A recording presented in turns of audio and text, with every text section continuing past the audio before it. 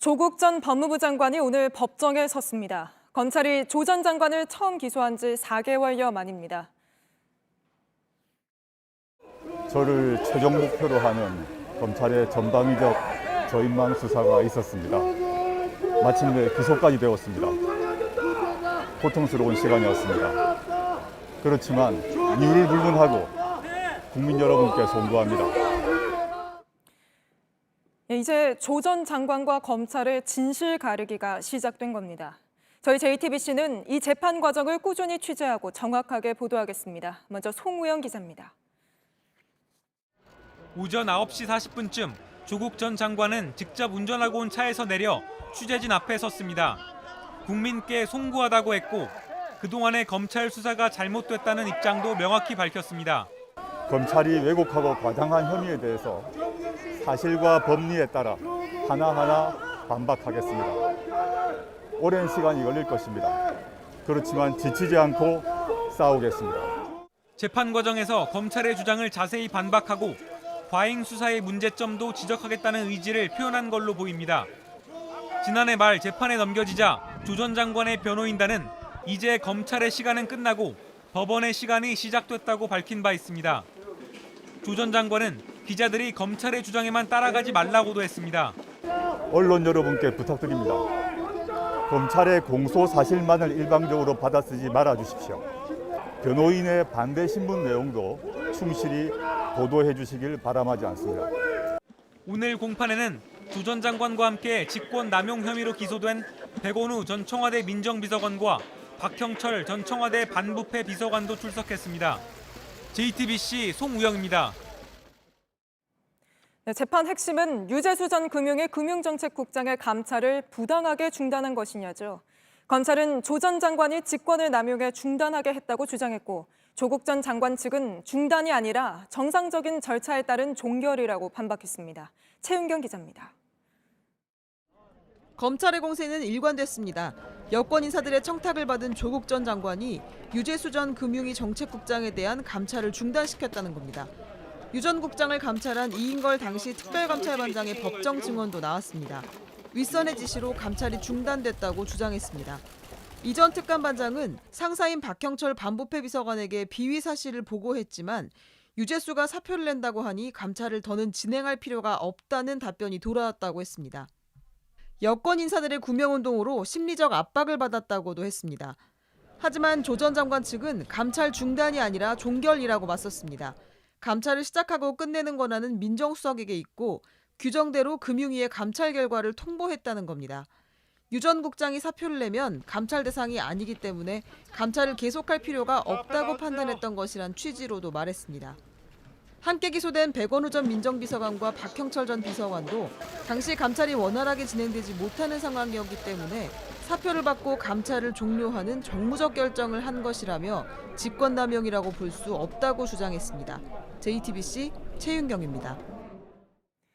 이번에는 오늘 법정 안에서 재판 과정을 취재한 이도성 기자를 연결해 보겠습니다. 자, 이 기자, 재판이 조금 전 끝났죠? 법정 안 분위기는 좀 어땠습니까? 네, 조국 전 장관은 변호인 8명과 함께 첫 재판에 출석했습니다. 앞서 재판에 넘겨졌던 부인 정경심 동양대 교수 재판 사건도 맡은 변호인들입니다. 이 재판이 시작하기 전 함께 피고인으로 출석했던 백원우 전 민정비서관과 악수를 하며 인사했습니다. 이 조 전 장관 맞은편엔 수사를 지휘했던 이정섭 부장검사 등이 자리했습니다. 이 부장검사는 조 전 장관의 감찰 중단 의혹에 대한 공소 사실을 직접 읽었습니다. 이 조 전 장관은 재판이 진행되는 동안 흰색 마스크를 쓴 채 책상 앞에 놓인 재판 관련 서류를 읽거나 작은 소리로 변호인과 의견을 나눴습니다. 중간중간 천장을 바라보고 크게 심호흡을 하기도 했습니다. 네, 법원 주변에서 시민들 사이에 실랑이도 있었다고 들었는데요. 네, 조 전 장관이 오후 재판을 위해 법원으로 들어설 때쯤 출입구 앞에선 조 전 장관을 규탄하는 시위가 벌어졌습니다. 미리 준비한 문구를 펼쳐들고 조 전 장관을 향해 야유를 했습니다. 조 전 장관을 응원하기 위해 모인 지지자들과 실랑이도 벌어졌습니다. 이 조 전 장관은 재판이 끝나고 저녁 7시쯤 법원을 빠져나갔습니다. 기다리고 있던 지지자들은 조국 수호 등을 외쳤습니다. 오늘 재판 방청권을 받기 위해 이른 아침부터 긴 줄이 이어졌다고요? 네, 오늘 재판은 소법정에서 열렸습니다. 이 부인 정경심 교수 재판은 주로 대법정이나 중법정에서 열려서 상대적으로 좌석이 많았는데요. 오늘은 담당 재판부가 소법정 34석 가운데 단 26석만 허용했습니다. 그나마도 변호인단의 일부 자리가 배정되면서 언론사 중 7곳만 법정에 앉을 수 있었습니다. 일반 방청은 8자리만 배정됐습니다. 이 때문에 선착순으로 이 방청권을 받으려는 사람들이 이른 아침부터 줄을 서기도 했습니다.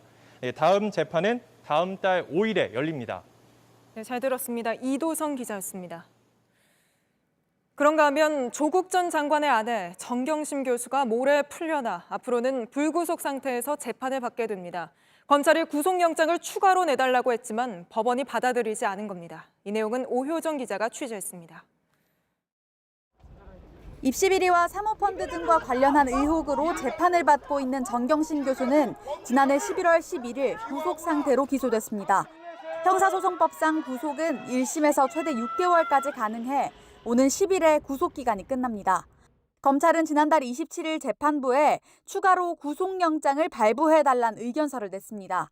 동양대 표창장을 위조한 혐의나 코링크 피의의 증거인멸을 교사한 혐의 등은 기존에 발부된 구속영장의 사유에 포함돼 있지 않다는 판단에서입니다. 하지만 재판부는 구속영장을 발부하지 않기로 결정했습니다. 동양대 표창장 위조 혐의 등에 대해 이미 증거조사가 이루어져서 증거를 인멸할 가능성이 적다는 겁니다. 또 정 교수가 도주할 가능성도 없다고 봤습니다. 다만 앞으로 남아있는 재판에서 증거를 인멸하거나 도주 등을 시도한다면 추가로 영장을 발부할 수 있다는 단서를 달았습니다. 검찰은 정 교수의 구속 여부와 상관없이 기소한 내용을 잘 입증하도록 만전을 기하겠다는 입장입니다.